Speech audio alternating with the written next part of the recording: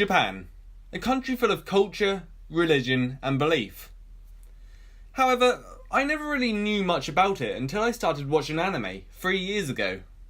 The British educational system I grew up with taught me nothing about Japan. Now I'm sure that's the same for a lot of you. Lord, it's a French oral test. But I ain't a French oral. All I ever really knew about the country was that it was the birthplace of samurais, and this was only because I'd seen them in old movies. Otherwise, we don't tend to even see these types of movies being promoted on billboards, the side of buses, or even online, except for the 2018 Crazy Rich Asians, which in fairness was produced to introduce a contemporary Asia to a North American audience.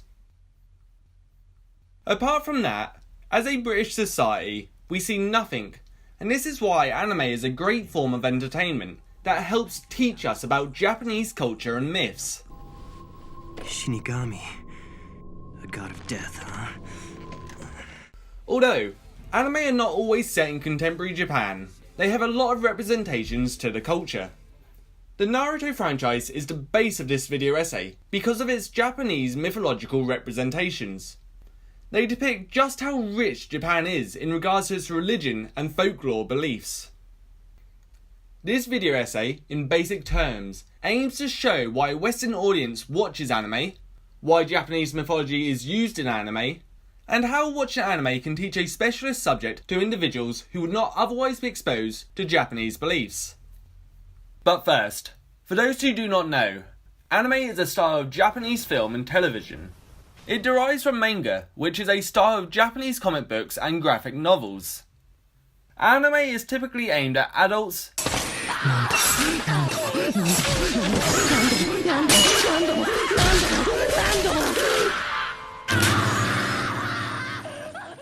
as well as children.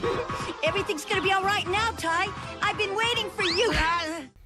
Now, to try and accurately explain why anime is popular with a Western audience is difficult. There is no black and white definition. However, from what I have managed to find, I might be able to bring forth some kind of insight as to possibly why it is so popular with a Western audience. So, before 1995, the fanbase was mostly 90% male, due to sci-fi based anime like Gundam. These sci-fi anime were translated over to the West thanks to the inspiration of Star Wars. The fanbase of anime changed between the period of 1995 and 1997 due to a huge shift that occurred. This was because of the phenomenally successful Sailor Moon, which introduced shoujo, which is the teenage female anime genre.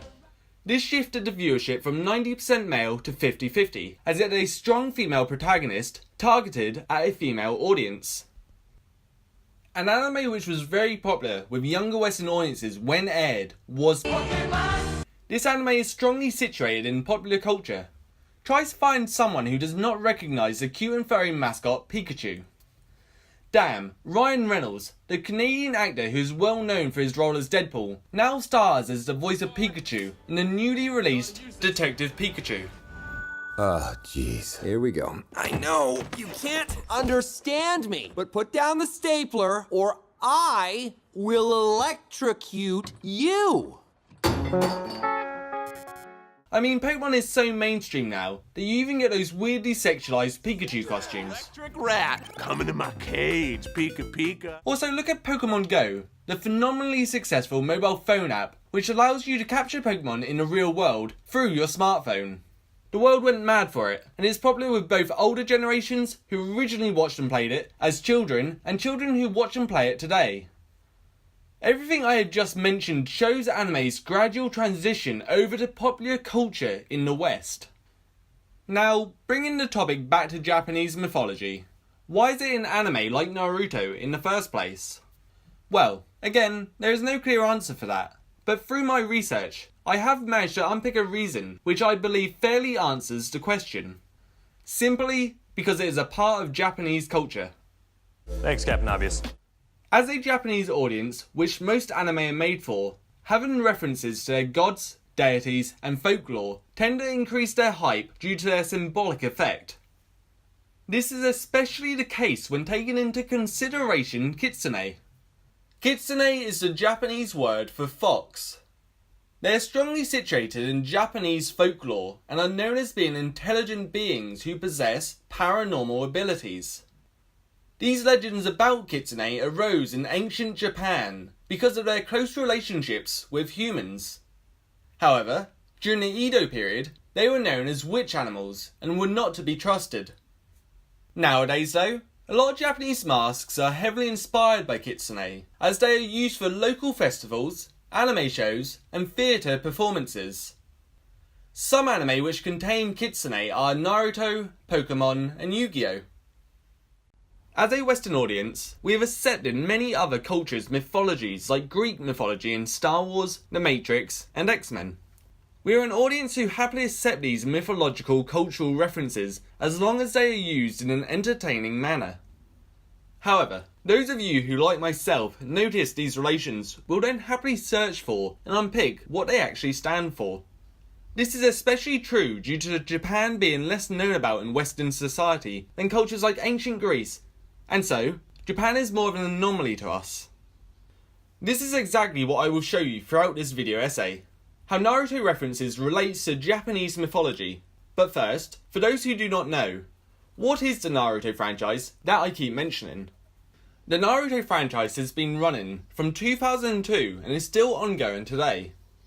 Naruto and Naruto Shippuden consist of 720 episodes, and Boruto, Naruto Next Generations, is currently at just over 100 episodes.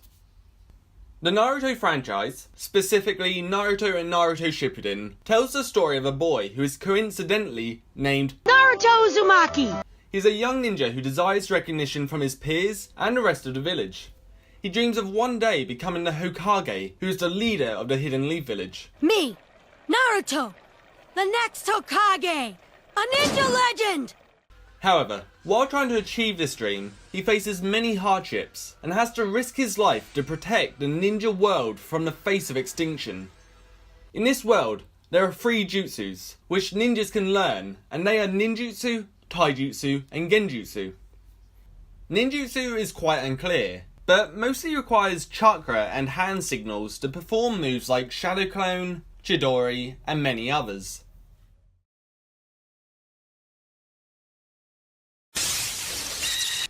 Taijutsu refers to any technique which uses martial arts or natural human movements. Genjutsu is where the user will apply an illusion to a target's senses, which causes the target to experience things which are not real. The Uchiha clan play a strong part in this video essay, and so require a brief summary. They are a powerful clan who are woven into the history of the ninja world. They reside in the Hidden Leaf Village as the police force, and they possess a visual prowess called the Sharingan.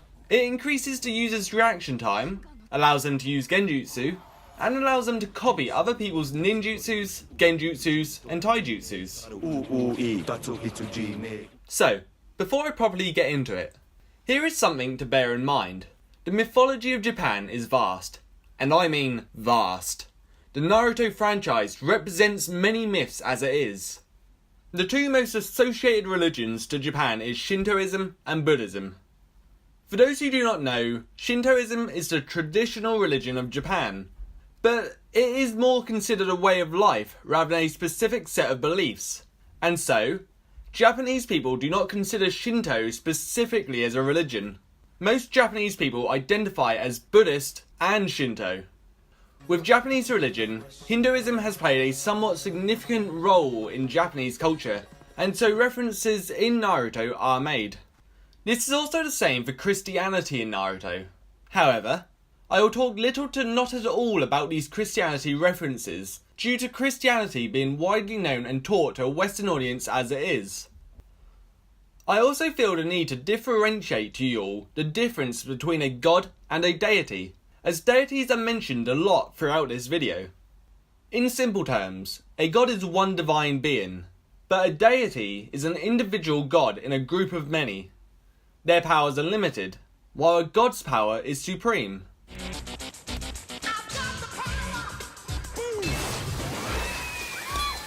Along with this, a deity is birthed, whereas a god is not. However, deities are still referred to as a god due to their non-human-like powers and abilities. Right, there are a lot of very complex names that I'm about to say, so apologies for any incorrect pronunciations, but here it goes.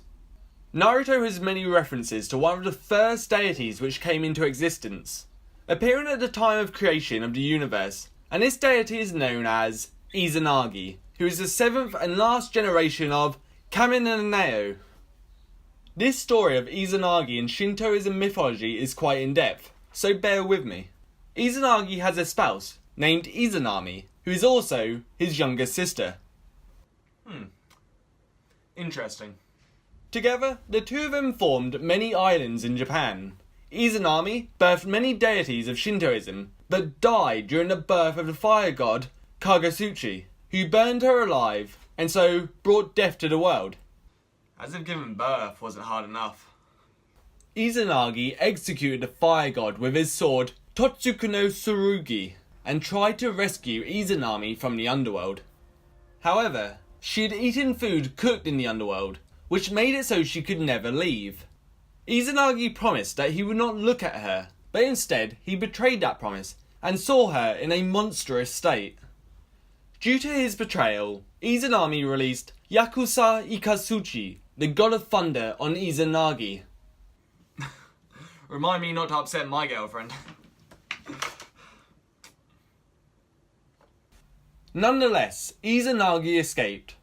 After his escape, he performed the cleansing ritual, which gave life to Amaterasu, the sun goddess, from his left eye, Tsukuyomi, the moon god, from his right eye, and Susanoo, the storm god, from his nose.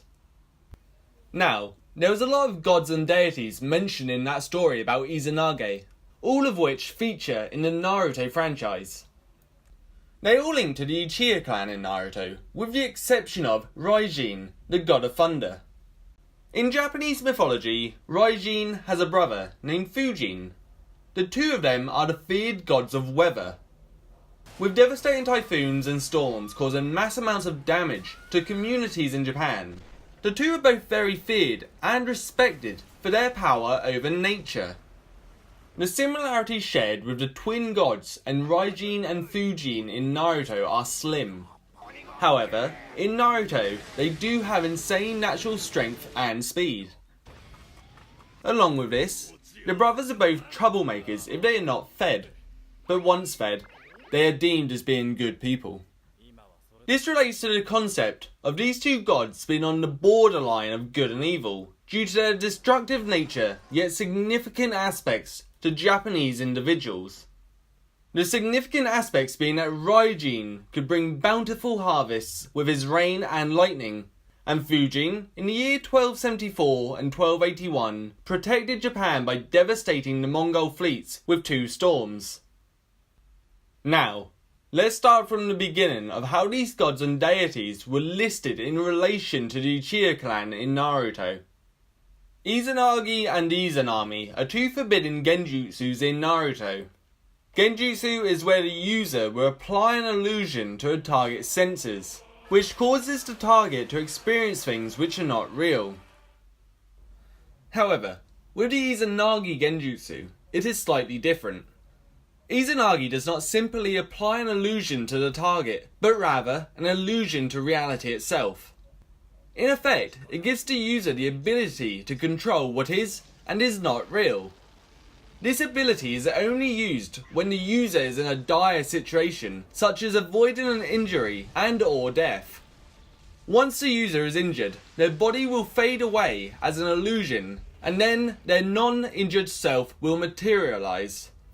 However, the user loses their sight if they use the Izanagi genjutsu, and this was likely added into Naruto because, as said in legend, Izanagi looked at Izanami when he promised not to, therefore being adapted into Naruto as the loss of sight. Now, the Izanami genjutsu is like a bad trip. It puts the target in an endless loop by memorizing the body's sensation of a certain event. Izanami then connects these events to create an infinite loop that the target becomes trapped in. This is a genjutsu which does not require the use of the 5 senses, and so becomes difficult to avoid. Basically, an unblockable jutsu. The only way for the target to escape this is for them to acknowledge their consequence, rather than running from it.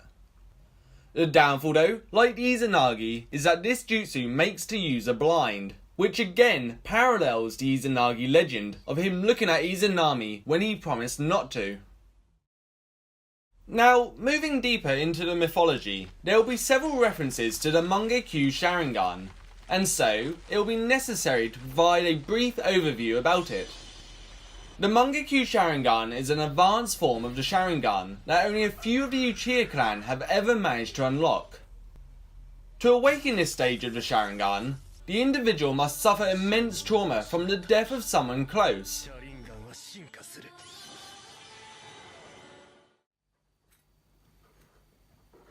And no, dropping your toast face down does not count. No! Therefore, the Mangekyo Sharingan allows the user to perform more powerful jutsus and techniques. Amaterasu is a jutsu which can be used once the Mangekyo Sharingan has been awakened in one eye. It is the highest level of fire release. Amaterasu forms black flames on whatever the user is focusing on. These flames last for 7 days and 7 nights, and are said to be as hot as the sun, and so burns until nothing but ash remains. They could not be put out by water or any other normal methods. Only the user can stop the flames. They are said to be the fires from hell. The fact that this fire is as hot as the sun shows a clear link to the actual myth of Amaterasu, the sun goddess.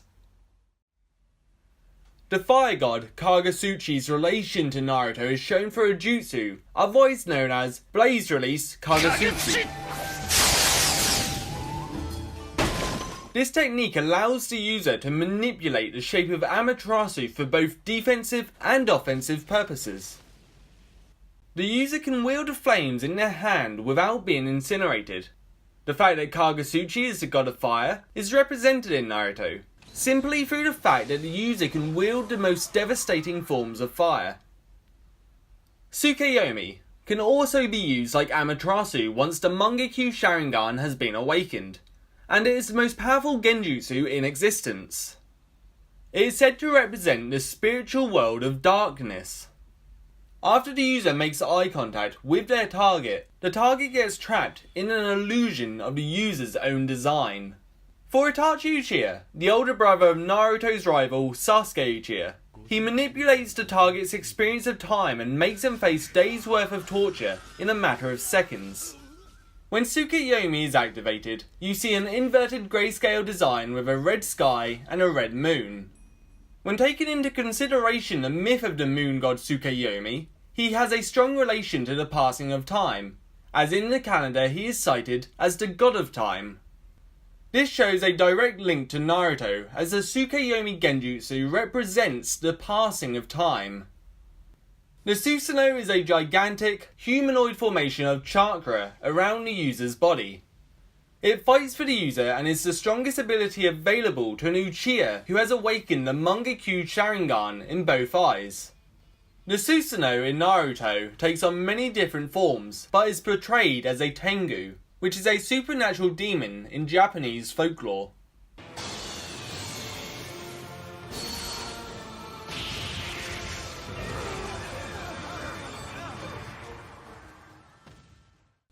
Susanoo in myth has experienced a lot.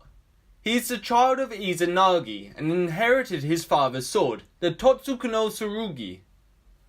He was exiled for his relentless harassment on his sister Amaterasu, but later redeemed himself by using his father's Totsuka sword to slay the serpent Yamata no Orochi, who in Naruto is known as Orochimaru. This whole scene is recreated in Naruto Shippuden down to the last detail. Even the name of the sword used to kill Orochimaru's giant 8-headed serpent is the same. Totsuka Blade!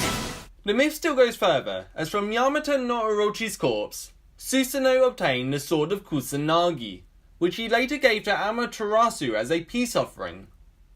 Again, the sword of Kusanagi is in Naruto, which Orochimaru stores inside himself. Now, Watching anime alone does not simply tell you in black and white, these are the names of gods. They do require some research. However, certain jutsus and character names do suggest some relation to myths in Naruto due to clear representations.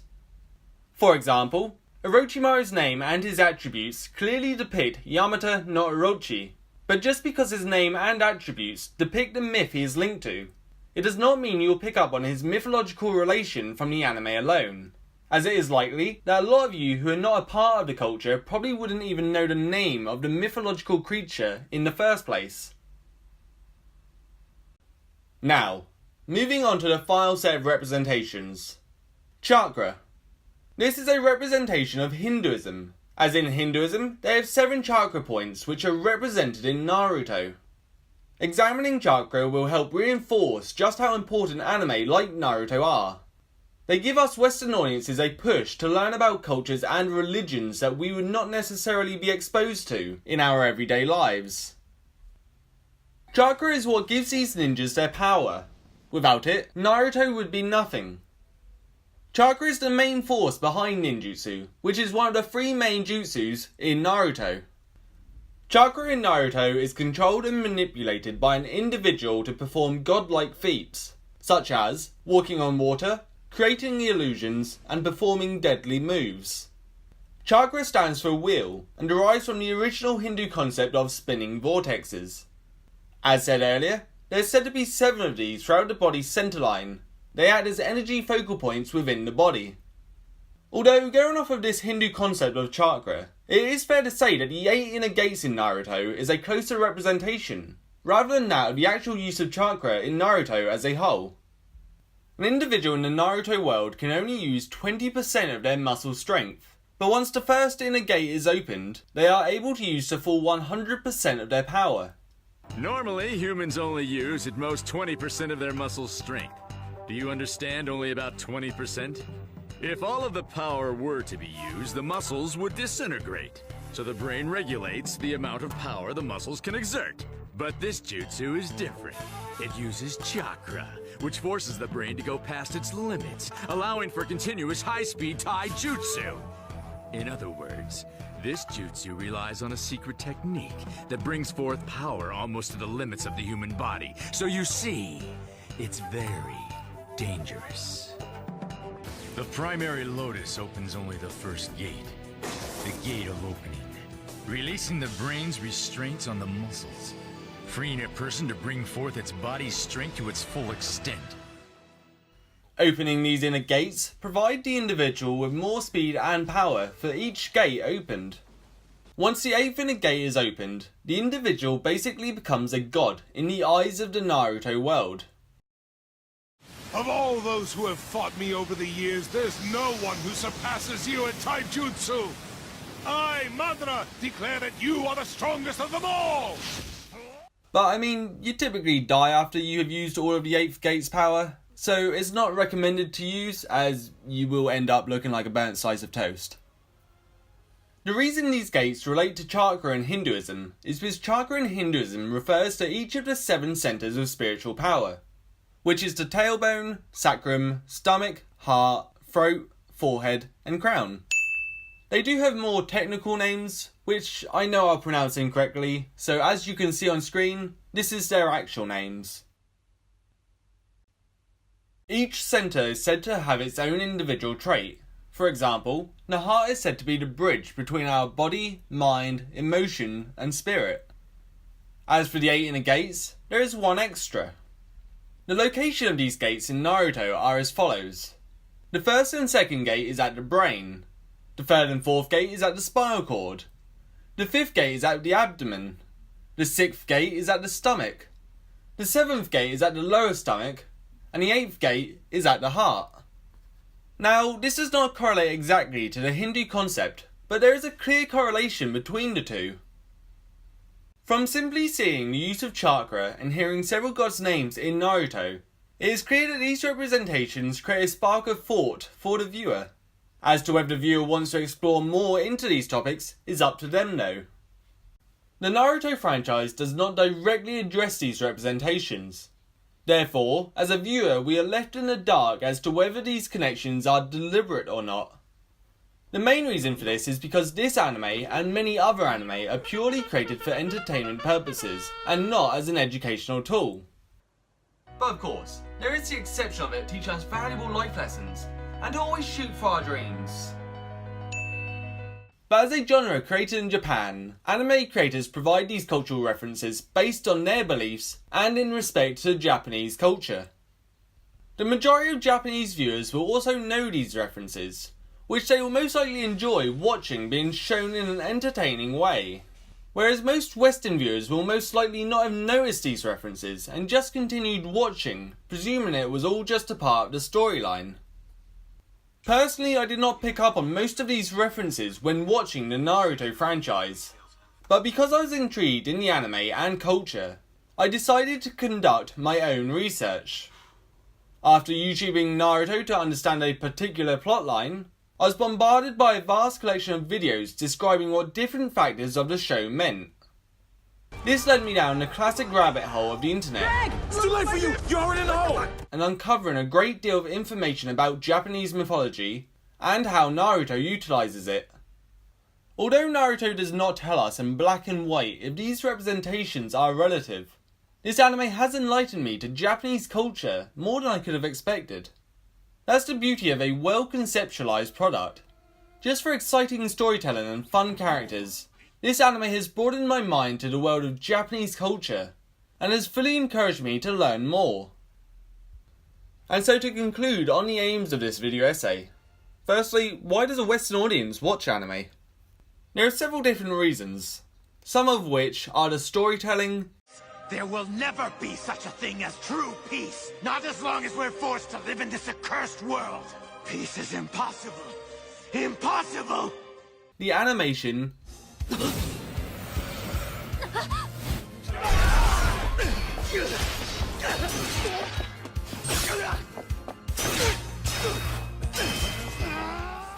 And the fact that its potential is limitless.